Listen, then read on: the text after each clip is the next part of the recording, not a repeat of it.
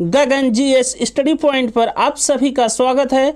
हम लोग पढ़ रहे हैं दोस्तों प्राचीन भारत का इतिहास, जिसकी पिछली क्लास में हम लोगों ने पढ़ा था मौर्य वंश के बारे में, और आज पढ़ेंगे उससे आगे।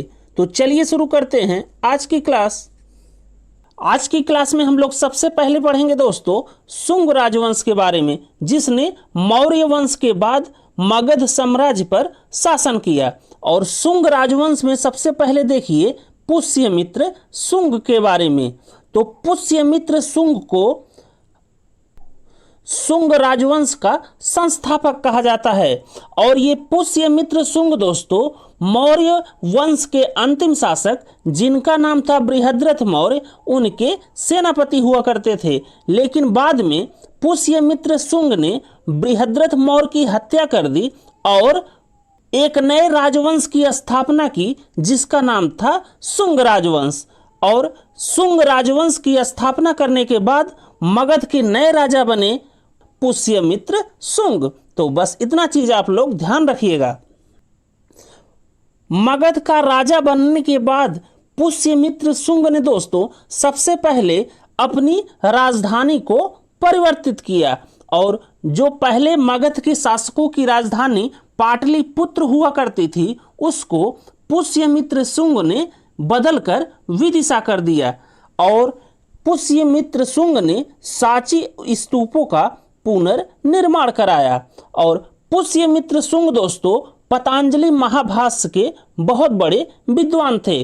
और ये पतंजलि महाभाष्य एक संस्कृत का व्याकरण है। और प्राचीन संस्कृत का जो व्याकरण है दोस्तों, जिसका नाम है अष्टाध्यायी, उसके लेखक हैं दोस्तों महर्षि पाणिनि। तो इतना चीज आप लोग ध्यान रखिएगा कि पुष्यमित्र शुंग मगध के राजा बनने के बाद अपनी राजधानी पाटलिपुत्र से बदलकर विदिशा कर दी। और इन्होंने सांची स्तूपों का पुनर्निर्माण कराया था। और पुष्यमित्र शुंग जो थे वो पतंजलि महाभाष्य के बहुत बड़े विद्वान थे। और ये पतंजलि महाभाष्य दोस्तों संस्कृत का एक व्याकरण है। और जो प्राचीन संस्कृत का व्याकरण है, जिसका नाम है अष्टाध्यायी, उसके जो लेखक हैं वो हैं महर्षि पाणिनि। और पुष्यमित्र शुंग के बाद जो प्रसिद्ध शासक हुए शुंग वंश के, वो थे अग्निमित्र। और इनके बारे में एक चीज आप लोग ध्यान रखिएगा कि इनकी प्रेम कहानी पर एक नाटक लिखा गया दोस्तों, जिसका नाम था मालविकी अग्निमित्रम, और जिसे लिखा गया था कालिदास जी द्वारा। तो ये चीज बस आप लोग ध्यान रखिएगा अग्निमित्र के केस में कि अग्निमित्र की प्रेम कहानी पर एक नाटक लिखा गया था कालिदास जी द्वारा, जिसका नाम था मालविकी अग्निमित्रम। और शुंग वंश का अंतिम शासक था दोस्तों देवभूति। और शुंग वंश के बाद मगध पर शासन किया सातवाहन वंश ने। और इसके संस्थापक थे दोस्तों सातवाहन वंश के, वो थे राजा सिमुक। सातवाहन वंश की राजधानी, या जिसे प्रतिष्ठान भी कहा जाता है, वो थी दोस्तों अमरावती, जो कि है वर्तमान में संभाजी नगर में या औरंगाबाद महाराष्ट्र में। तो ये चीज ध्यान रखिएगा कि सातवाहन वंश के संस्थापक थे राजा सिमुक, जिसकी राजधानी या प्रतिष्ठान हुआ करती थी अमरावती, जो कि वर्तमान के संभाजी नगर या जिसे पहले औरंगाबाद भी कहा जाता था। और ये सब है दोस्तों महाराष्ट्र में। और सातवाहन वंश के सबसे प्रसिद्ध शासक हुआ करते थे दोस्तों गौतमी पुत्र सतकर्णी। और यहाँ पर एक रचना की गई दोस्तों, जिसका नाम था गाथा सप्तशती। तो गाथा सप्तशती लिखी गई दोस्तों हाल के द्वारा, जिनका एक और नाम था, और वो नाम है शालिवाहन। तो शालिवाहन या हाल के द्वारा गाथा सप्तशती की रचना की गई। और ये रचना थी दोस्तों प्राकृत भाषा में। तो ये चीज आप लोग ध्यान रखिएगा कि गाथा सप्तशती की रचना की गई हाल या शालिवाहन के द्वारा, और ये रचना की गई प्राकृत भाषा में। उसके बाद देखिए सातवाहन राजवंशों के द्वारा अजंता और एलोरा की गुफाओं का निर्माण कराया गया, जो कि है महाराष्ट्र में। और ये बहुत इंपॉर्टेंट है दोस्तों, इसको ध्यान रखिएगा कि सातवाहन राजवंशों के द्वारा अजंता और एलोरा की गुफाओं का निर्माण कराया गया, जो कि है महाराष्ट्र में। और सातवाहन राजवंशों के द्वारा ही ब्राह्मणों को भूमि दान की प्रथा की शुरुआत की गई।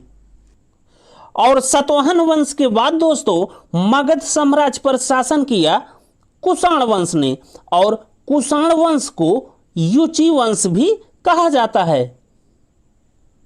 और कुषाण वंश के संस्थापक हुए दोस्तों कुजुल कड़फिसेस, जिन्हें कड़फिसेस प्रथम कहा जाता है।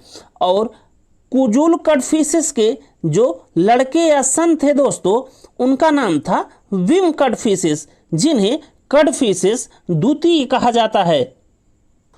और विम कड़फिसेस या कड़फिसेस द्वितीय ने सोने का सिक्का चलाया रोमन पैटर्न का, और ऐसा करने वाले वे कुषाण वंश के पहले शासक बने। तो ये चीज ध्यान रखिएगा कि विम कड़फिसेस या कड़फिसेस द्वितीय ने सोने का सिक्का चलाया रोमन पैटर्न का, और ऐसा करने वाले वे कुषाण वंश के पहले शासक बने। सिक्कों के बारे में कुछ महत्वपूर्ण नोट्स हैं दोस्तों, उसको आप लोग देख लीजिए एक बार। तो इसमें पहला है कि पहली बार सोने का सिक्का चलाया था इंडो ग्रीक ने, और सबसे शुद्ध सोने का सिक्का चलाया कुषाण वंश ने। और उसके बाद सबसे ज्यादा सोने का सिक्का चलाया दोस्तों गुप्त शासकों ने। तो इसको आप लोग ध्यान रखिएगा कि सबसे शुद्ध सोने का सिक्का चलाया कुषाण वंश ने, और सबसे ज्यादा सोने का सिक्का चलाया गुप्त वंश ने या गुप्त शासकों ने। और उसके बाद देखिए सबसे ज्यादा चांदी के सिक्के चलाए मौर्य वंश ने। और उसके बाद सबसे ज्यादा शीशे के सिक्के चलाए सातवाहन वंश ने।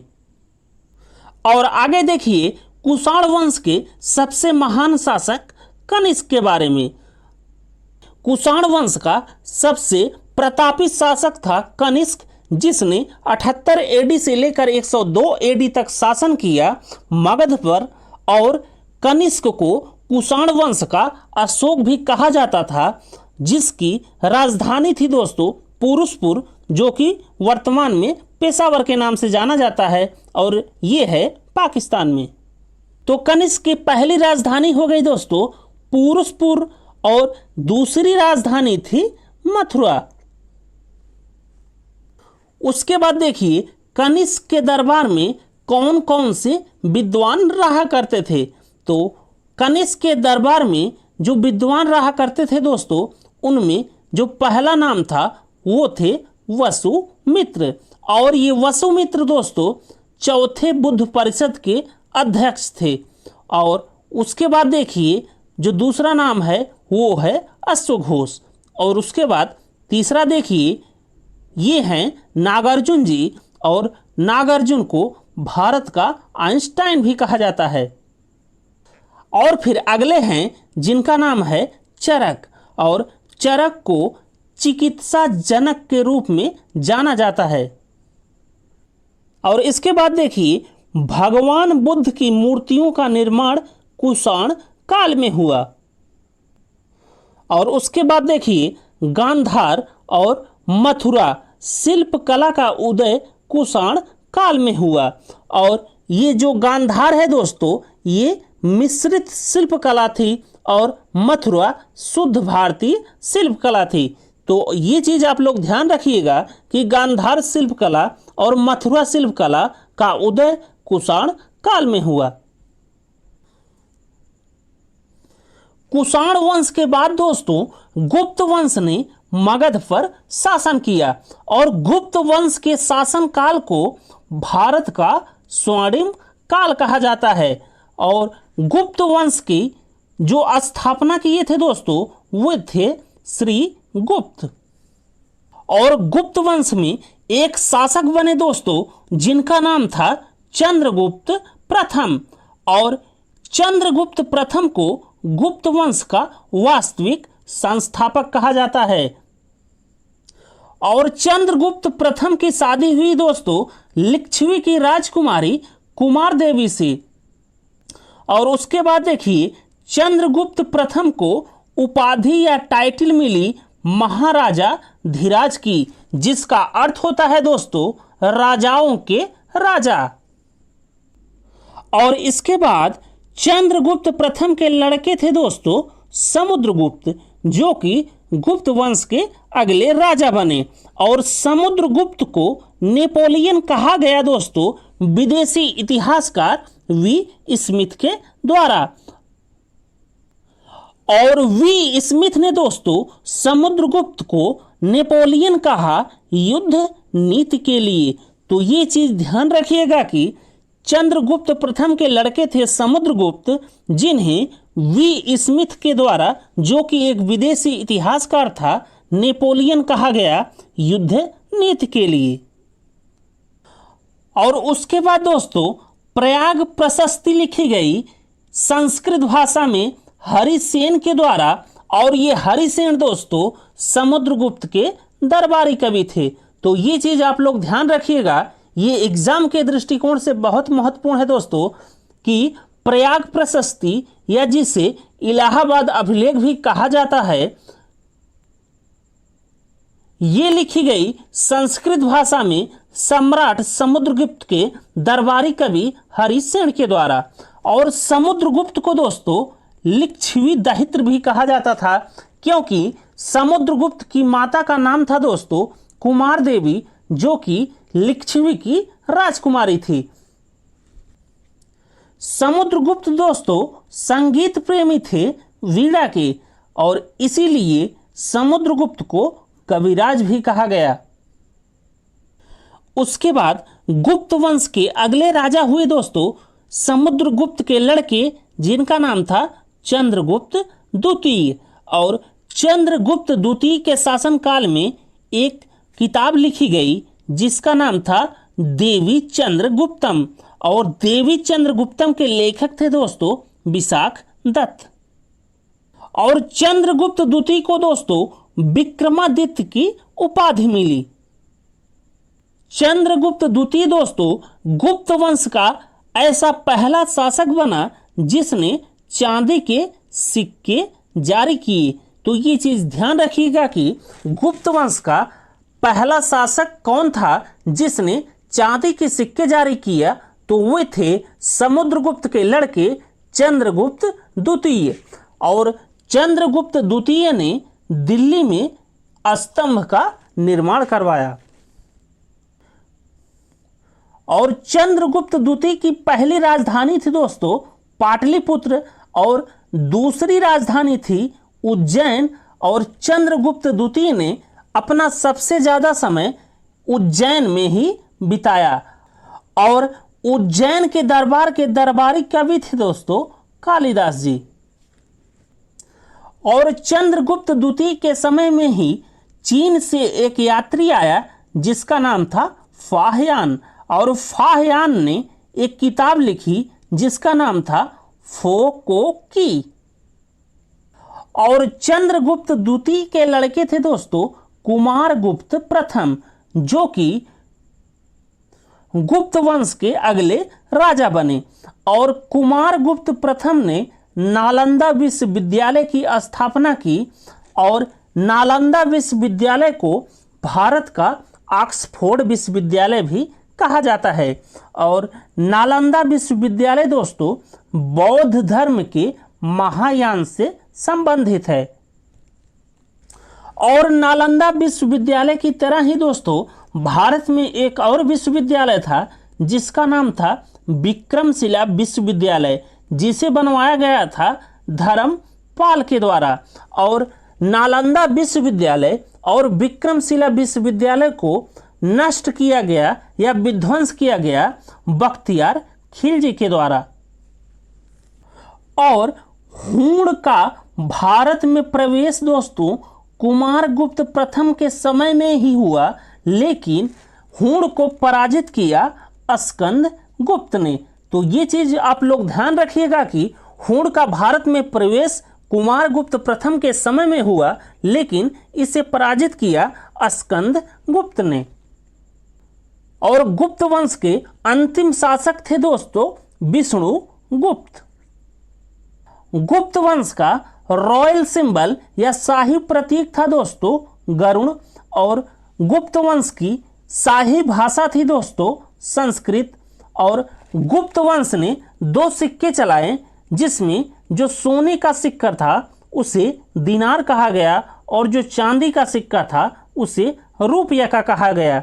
तो ये चीज़ ध्यान रखिएगा कि गुप्त वंश का रॉयल सिंबल था गरुड़ और रॉयल भाषा या लैंग्वेज थी संस्कृत, और गुप्त वंश ने जो सोने के सिक्के चलाए उसे दिनार कहा गया और जो चांदी का सिक्का चलाया उसे रुपया का कहा गया।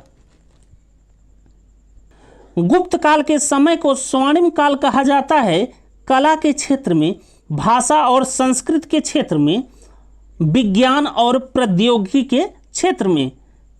और अब गुप्त काल के कुछ महान विद्वान थे, उनके बारे में आप लोग देख लीजिए। तो इनमें सबसे पहले देखिए आर्यभट्ट जी के बारे में। आर्यभट्ट महान गणितज्ञ और ज्योतिष थे। आर्यभट्ट जी ने बताया कि शून्य का प्रयोग कैसे किया जाए, और आर्यभट्ट जी ने ही पाई का मान 22/7 बताया, और आर्यभट्ट जी ने ही 1 से लेकर 9 तक संख्याओं का स्थानीय मान बताया, और आर्यभट्ट जी ने ही सोलर सिस्टम या सूर्य सिद्धांत भी बताया। आर्यभट्ट के बाद दोस्तों जो दूसरे विद्वान थे जिनका नाम था ब्रह्मगुप्त, और ब्रह्मगुप्त ने गुरुत्वाकर्षण का सिद्धांत दिया था। और गुप्त काल के अगले विद्वान थे दोस्तों वाराहमिहिर, और वाराहमिहिर ने दोस्तों कुछ सिद्धांत दिए जो कि हैं लघु जातक, बृहद जातक, योग यात्रा और पंच सिद्धांतिका।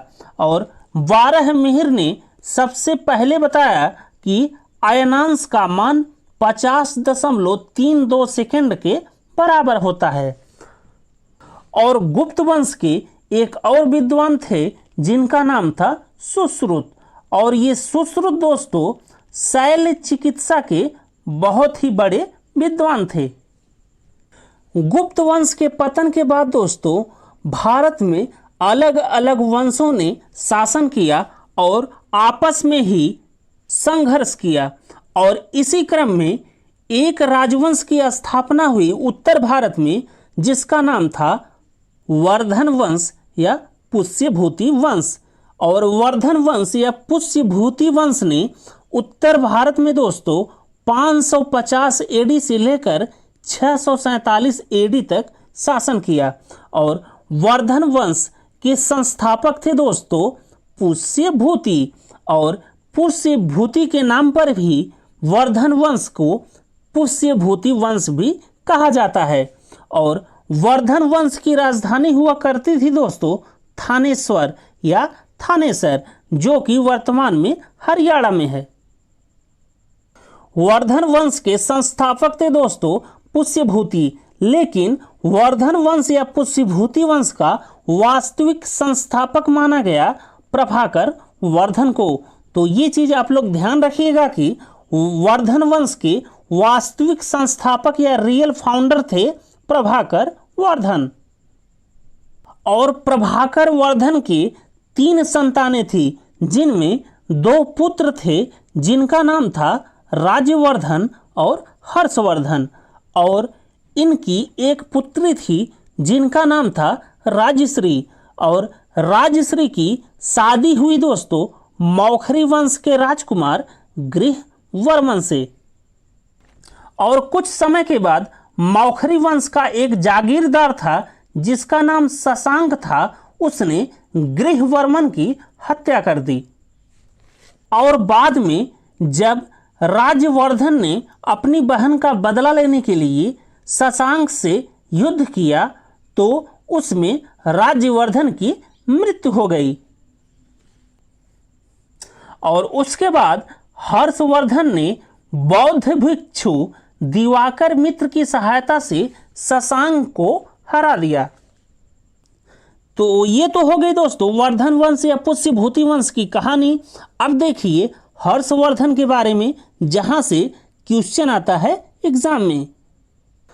तो हर्षवर्धन ने दोस्तों 606 एडी से लेकर 647 एडी या ईसा पूर्व तक शासन किया और हर्षवर्धन 16 वर्ष की उम्र में शिलादित्य के उपाधि के साथ गद्दी पर बैठा और हर्षवर्धन ने अपनी राजधानी थानेश्वर से बदलकर कन्नौज कर दी। तो ये चीज़ ध्यान रखिएगा कि वर्धन वंश या पुष्यभूति वंश की प्रारंभिक राजधानी थी थानेश्वर और बाद में हर्षवर्धन ने इसे बदलकर कन्नौज कर दिया। और हर्षवर्धन दोस्तों बौद्ध धर्म के महायान शाखा का अनुयायी था और हर्षवर्धन ने आदि शंकरा की मदद से 7वीं शताब्दी में प्रयाग, जिसे इलाहाबाद भी कहा जाता है, में कुंभ की शुरुआत की। तो और प्रयाग में हर 5 वर्षों में हर्षवर्धन महामोक्ष परिषद का आयोजन करवाता था। और हर्षवर्धन दोस्तों बहुत ही विद्वान आदमी था। इसने नागनंद, रत्नावली और प्रियदर्शिका नामक नाटकों की रचना की। और हर्षवर्धन के समय में ही चीन से एक यात्री भारत की नालंदा विश्वविद्यालय में पढ़ने के लिए आया जिसका नाम था वेन सोंग। तो वेन सोंग नालंदा यूनिवर्सिटी या विश्वविद्यालय में पढ़ने के लिए आया चाइना से और वेन सोंग ने दोस्तों एक किताब लिखी जिसका नाम था सी यू की। वेन सोंग को दोस्तों युआन चांग या शाक्य मुनि या यात्रियों का राजकुमार भी कहते हैं। और इसके बाद देखिए हर्षवर्धन ने एक युद्ध लड़ा जिसे कहा गया नर्मदा का युद्ध। और नर्मदा का युद्ध हुआ दोस्तों हर्षवर्धन और वातापी चालुक्य नरेश पुलकेशियन द्वितीय के बीच में। और नर्मदा के इस युद्ध में हर्षवर्धन की पराजय हुई और वातापी चालुक्य नरेश पुलकेशियन द्वितीय की विजय हुई। और नर्मदा युद्ध का जो उल्लेख है दोस्तों ये मिलता है ऐहोल अभिलेख से जिसे लिखा है रवि कीर्ति ने। और इसके बाद हर्षवर्धन के दरबार में कुछ विद्वान रहा करते थे, उनका नाम आप लोग देख लीजिए। तो इनमें थे बाणभट्ट और बाणभट्ट जी ने हर्षचरित्र, कादंबरी और चंडी शतक नामक पुस्तकों की रचना की। और बाणभट्ट जी के बाद और थे हरिदत्त, जयसेन, मयूर। और मयूर जी ने मयूर शतक नामक पुस्तक लिखी जो कि है कुष्ठ रोग के निवारण के लिए। और हर्षवर्धन के सिक्के सोनीपत और नालंदा से मिले और हर्षवर्धन के इन सिक्कों पर नंदी का चित्र मिला और श्री हर्ष लिखा मिला। तो ये चीज आप लोग ध्यान रखिएगा कि हर्षवर्धन के सिक्के सोनीपत और नालंदा से मिले जिन पर नंदी का चित्र और श्री हर्ष लिखा मिला। हर्षवर्धन को दोस्तों कुछ और उपाधियां दी गई जिनमें है महेश्वर, सार्वभौम और महाराजा धीराज की उपाधि। तो ये चीज आप लोग ध्यान रखिएगा कि हर्षवर्धन को उपाधि मिली शिलादित्य, महेश्वर, सार्वभौम और महाराजा धीराज की। तो आज की क्लास के साथ दोस्तों प्राचीन भारत का इतिहास समाप्त हो गया है। अब आप लोग इसको रिवाइज करिए और प्रीवियस ईयर का क्वेश्चन लगाइए, आप जिस भी परीक्षा की तैयारी करते हो। अगर हमारी वीडियो दोस्तों आपको पसंद आ रही हो तो please Gagan GS study point को लाइक कीजिए, शेयर कीजिए, सब्सक्राइब कीजिए। Thank you. जय हिंद।